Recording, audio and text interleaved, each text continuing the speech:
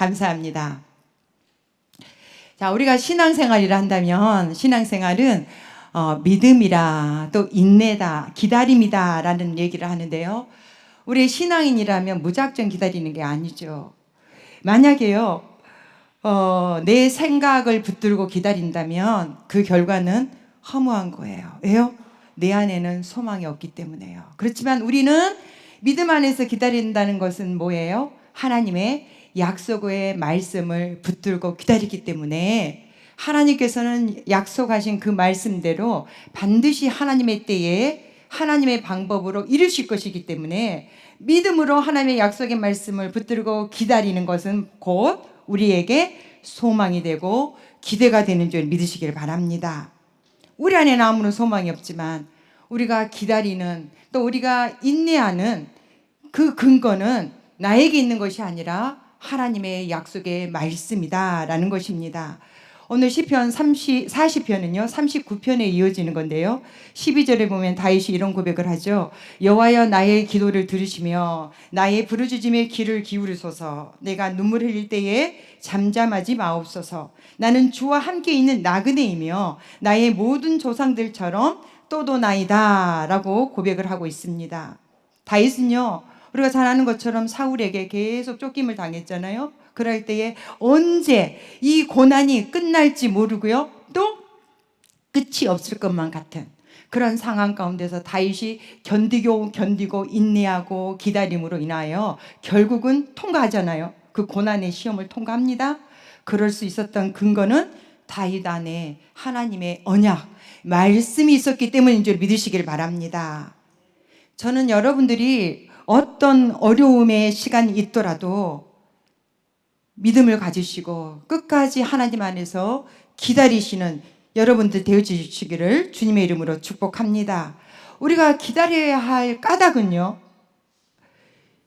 기대하기 때문에 기다린 거예요. 더 나아가서 우리가 기도할 수 있기 때문에 기다리는 것입니다. 또한 하나님을 신뢰하기 때문에요.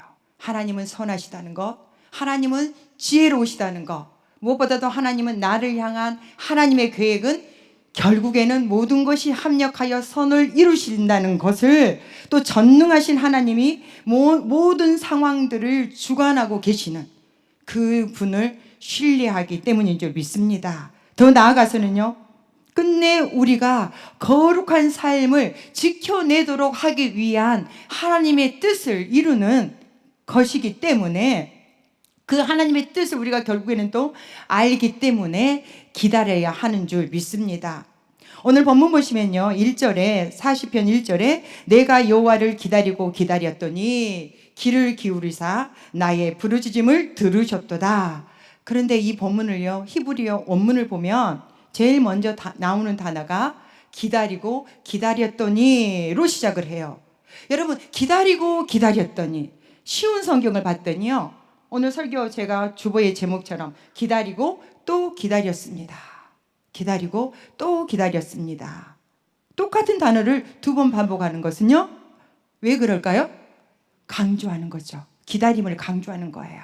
그리고 맨 앞에 이 단어를 기록한 이유도 뭘까요?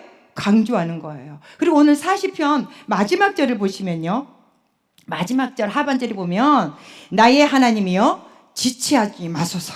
지체하지 마시고 빨리 기다리고 기다리는 나에게 와달라는 말씀 아니겠어요 여러분?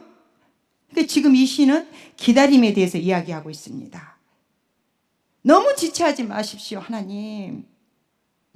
이 시인이 기다리고 있는 것은 뭐예요? 여호와를 기다리고 기다렸다라는 것입니다. 사람을 기다리는 것처럼 이 시인은 하나님을 기다렸다는 거예요 여러분. 누군가 내가 사랑하는 사람을 기다리는 것처럼 하나님을 기다려요. 사실 이 사람이 처한 상황은요 2절에 보면 어떤 상황이에요? 기가 막힐 웅덩이와 수렁이다 라고 말씀하고 있어요. 그림 언어가 여러분 그려지나요? 메타포가 그려지죠? 수렁과 웅덩이 그리고 반석. 오늘 2절에 보시면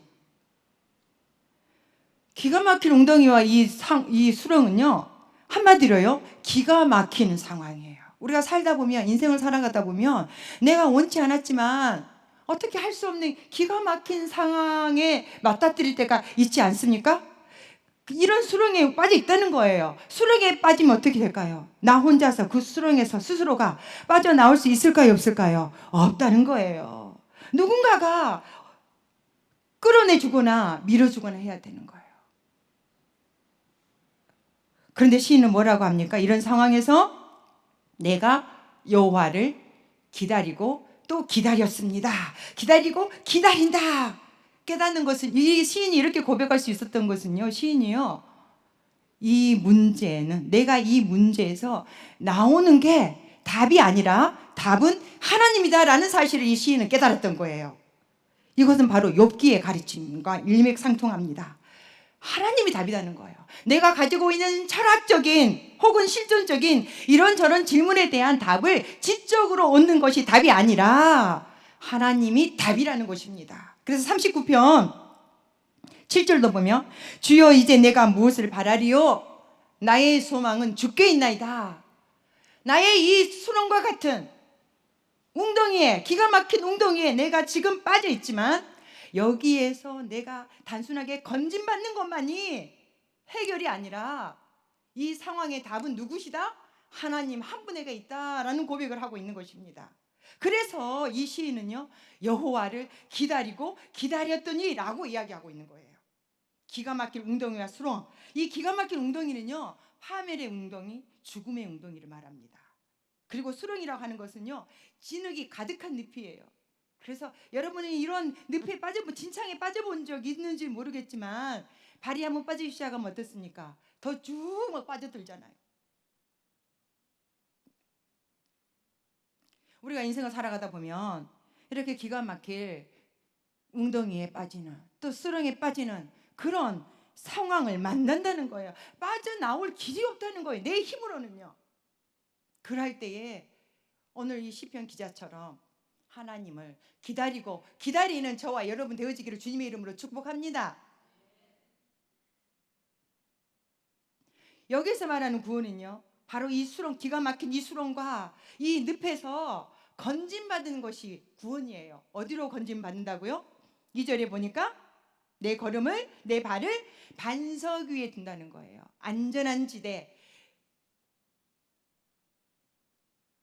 보증이 확증된 그 지대에 건져 주신다라는 것입니다.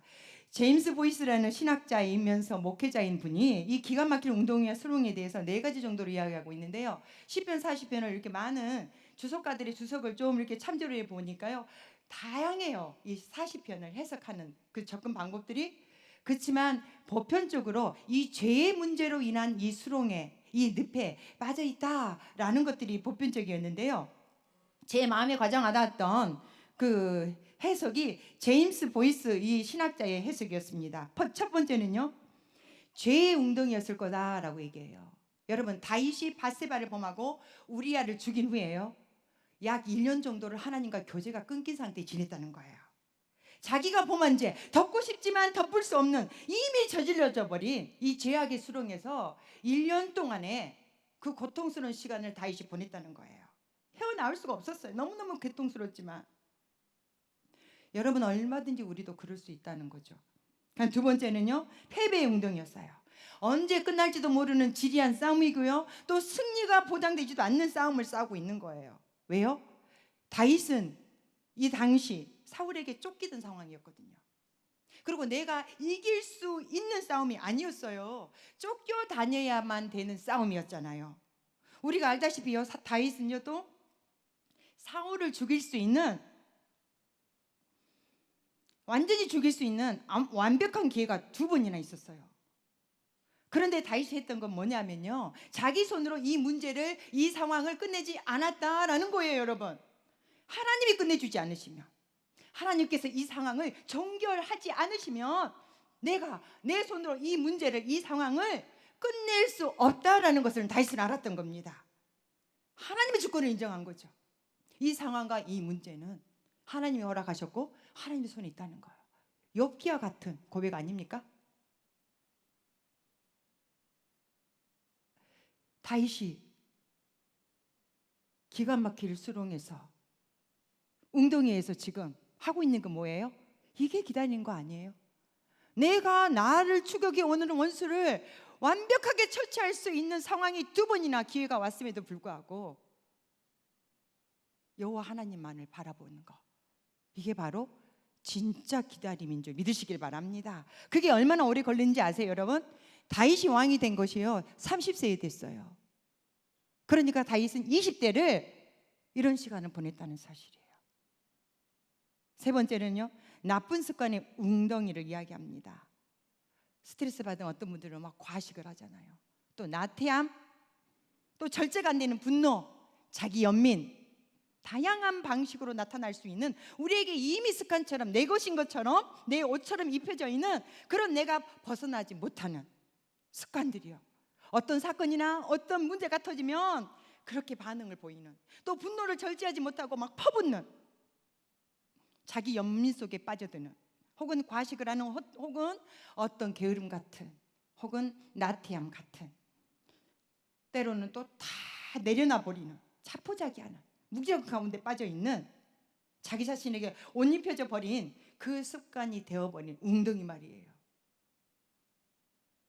우리 그렇잖아요. 어떤 분들을 보면 거짓말을 하얀 거짓말이라고 하면서 밥 먹듯이 하잖아요. 늦잠 자는 버릇, 또 이 치약 자는 습관도 어때요? 쉽게 내 몸에 배어버리면요, 이 습관이라는 것은, 버릇이라는 것은 잘 고쳐지지가 않아요. 그래서 3살 버릇 80간다는 말이 있지 않습니까? 네 번째로 상황이라는 웅덩이를 이야기합니다. 바울이, 우리가 잘 아는 바울이 고린도전서를 쓰면서요, 자기 상황에 대해서 개인적인 이야기를 좀 길게 표현하고 있는데요, 그 중에 한 부분이 고린도후서 11장 24절에서 28절 말씀입니다. 그는 이렇게 말합니다. 제가 읽어드리겠습니다. 유대인들에게서 40에서 하나 감한 매를 5번 맞았으며 3번 태장으로 맞고 1번 돌로 맞고 3번 파선하고 1주야를 깊은 바다에서 지냈으며 여러 번 여행하면서 강의 위험과 강도의 위험과 동족의 위험과 이방인의 위험과 시내의 위험과 광야의 위험과 바다의 위험과 거짓 형제 중에 위험을 당하고 또 수감에 애쓰고 여러 번 자지 못하고 줄이며 목마르고 여러 번 굶고 춥고 헐벗었노라. 이 외의 일은 고사하고 아직도 날마다 내 속에 눌리는 일이 있으니 곧 모든 교회를 위하여 염려하는 것이라.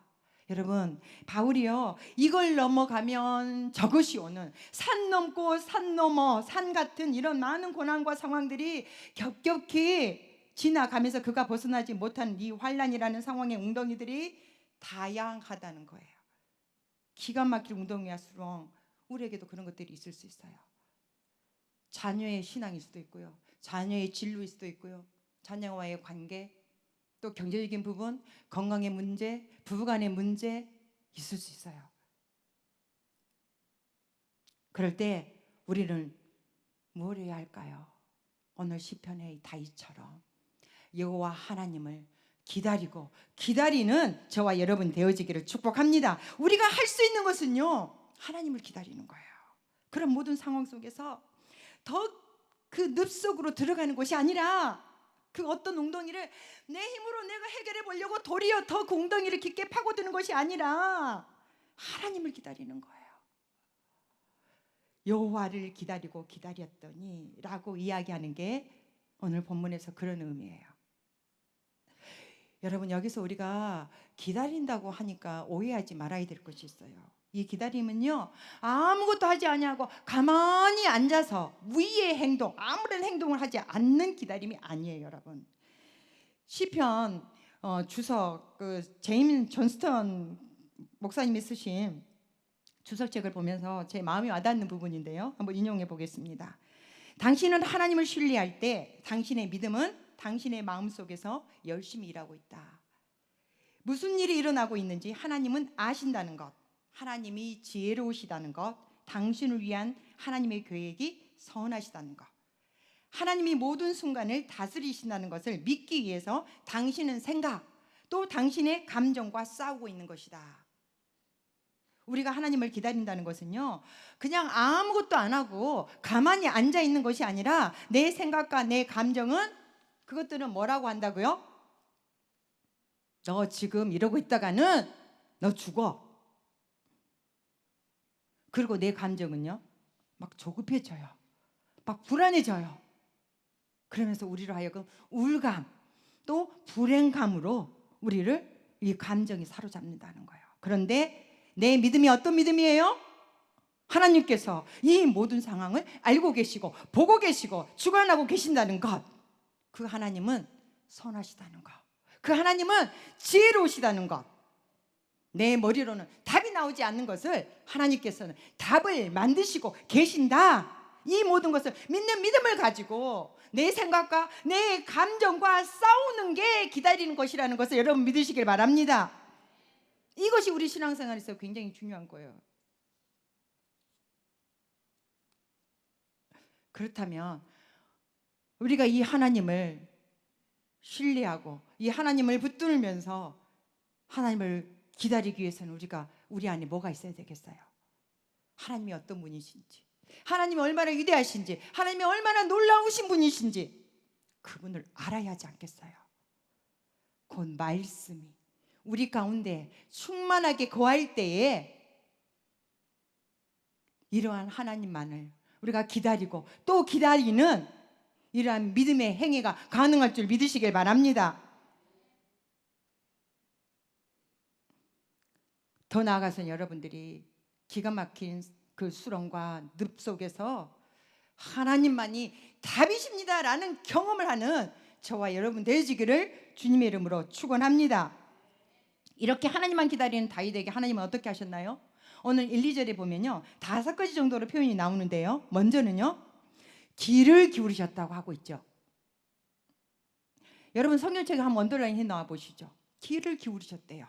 귀를 기울이셨다는 것은 뭔가 하면요, 우리가 기가 막힌 웅덩이 속에서 수렁 속에서 신음하고 있을 때 그 신음을 들으실 만큼 하나님께서는 친밀하게 우리에게 고개 숙이셔서 귀를 기울이시고 내 부르짖음에 응답하셨다라는 말씀입니다. 두 번째로는요, 부르짖음을 들으셨다는 말은 뭐예요? 내 기도를 들으셨다라는 겁니다.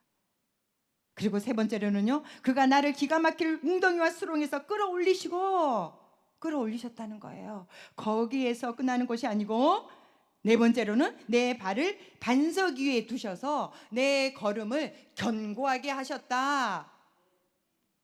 다시는 빠지지 않고 넘어지지 않는 그곳에 견고하게 나를 세우셨다 라고 말씀하고 있어요. 그런데 여러분 거기서 끝나지 않아요. 3절 보세요. 새 노래, 우리 하나님께 올릴 찬송을 내 입에 두셨으니 새 노래를 주셨대요.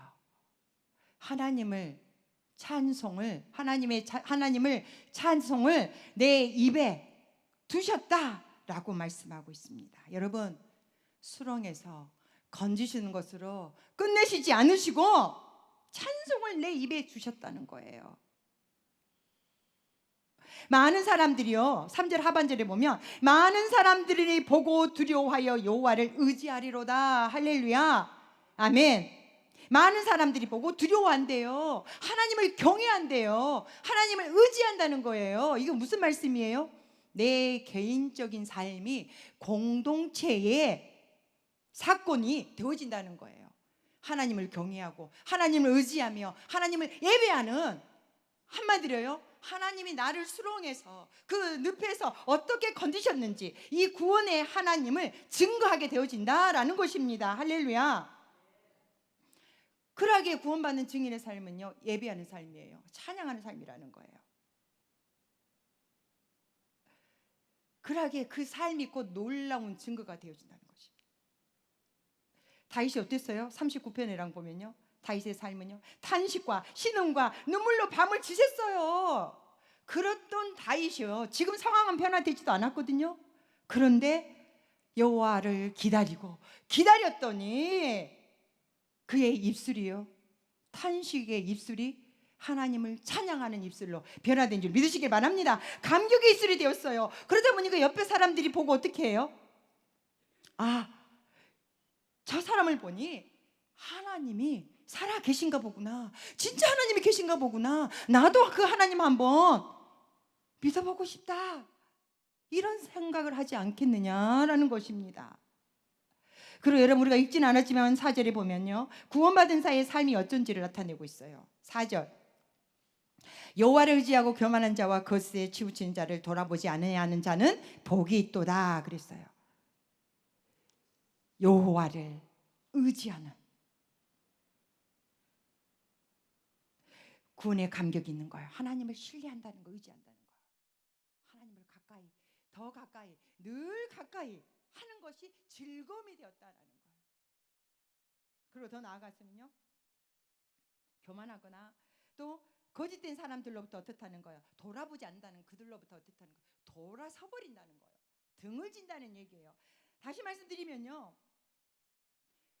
시선, 관점을 바꾼다는 거예요. 세상적인 가치관에서 세상을 바라보던 거, 내가 즐거워하는 것들을, 우리 유튜브를 많이 보시잖아요. 내가 즐거워하는 것들, 나 성경 읽어야지, 말씀드려야지 하다가도 어떻습니까? 유튜브 들다가 여러분도 모르게 쇼핑으로, 또 드라마로, 그죠? 웃으시는데 찔리는 분들은 웃으시고 계신 줄 네, 믿어도 되겠죠? 그런 것들을 돌이키고 시선을 하나님께, 나의 도움이 어디서 올까? 나의 도움이 유튜브에서 어떤 정보가 아니라 하나님으로부터 말미암노라. 하나님을 바라보는 시선이 바뀐다는 거예요. 그리고 이제는 힘 있는 사람, 또 잘 나가는 사람, 그 사람하고 막 가까이 가고 그 사람 스타일에 틈에 막 끼고 싶어하고 그랬던 관점이 정말 힘없고 연약한 사람들이, 또 힘있게 살아가는 사람들이 눈에 보이기 시작해진다는 거예요. 사람들에게 무시당하고 주목받지 못한 그 연약한 자들, 그 작은 자들 속에 더 귀한, 더 깨끗한, 거룩한 영혼이 있다는 것을 알게 되어진다는 거예요. 그리고 자기 인생에 일어나는 좋은 일들이 아닌 나쁜 일들이 자꾸만 일어나는 거예요. 이런저런 안 좋은 일들이 다 일어나고 있는데 그것들을 바라보는 관점이 달라진다는 거예요. 이것들은 다 단기적으로 일어나는 일들이고, 멀리 보면 이 모든 것들이 합력해서 하나님께서는 조각조각들을 모자이크해서 훌륭한 걸작품을 만들듯이 하나님께서는 아름답게 합력하여 선을 이루실 거라는 그 놀라운 믿음이 고백되어 준다는 것입니다. 누가 가르쳐 주지 않았어요. 그리고 5절에 보시면요, 여호와 나의 하나님이여, 주께서 행하신 기적이 많고 우리를 향하신 주의 생각도 많아 누구도 주와 견줄 수가 없나이다. 내가 널리 알려 말하고자 하나 너무 많아 그 수를 셀 수도 없나이다. 아멘. 구원에 대한 확신이 있는 거예요. 그러다 보니까 어떻습니까? 그의 삶 가운데 구원의 기쁨이 샘솟기 시작했다는 거예요. 구원의 노래가 시작됐다는 거예요. 또 구원의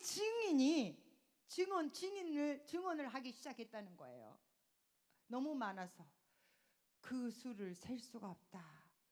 그전에는요, 불평하고 원망하고 짜증했던 그런 입술이 이제는 감사, 하루 종일 감사의 기도를 하루 종일 읊조려도 다 말할 수 없는 그런 놀라운 변화가 일어났다라는 것입니다. 감사가 터지기 시작했다는 거예요. 아무것도 아닌 일에도 괜히 눈물이 나고 얼마나 감사한지, 일만 열면 노래처럼 감사가 쏟아지는 인생이 되었다라는 것입니다. 여러분, 이 시인이 여호와를 기다렸을 때에 하나님께서는 그 부르짖음에 귀를 기울이시고 웅덩이에서, 그 수렁에서 건져 주셨을 뿐만 아니라 그에게 구원의 기쁨을, 구원의 찬양을, 구원의 소망을, 감사의 찬양을 회복시켜 주신 줄 믿으시길 바랍니다. 더 나아가서는 그의 삶이 증언이 되어서 하나님을 알지 못하는 자들이 하나님을 경외하고 하나님을 의지하는 예배자들이 되었다는 사실을 꼭 기억하시고, 우리의 삶 가운데 하나님, 나의 삶 속에 그러한 증언이 경험되게 하여 주옵소서. 하나님을 찬양의 삶을 살아갈 수 있는 제가 되게 하여 주옵소서. 기도하는 저와 여러분 되어지기를 주님의 이름으로 축복합니다. 이것이 곧 우리가 불러야 할 새 노래인 줄 믿습니다. 이 시간 우리 주신 말씀 생각하시면서 하나님의 음성을 듣고자 기도하며 기도하는 마음으로 우리 결단하며 찬양했으면 좋겠습니다.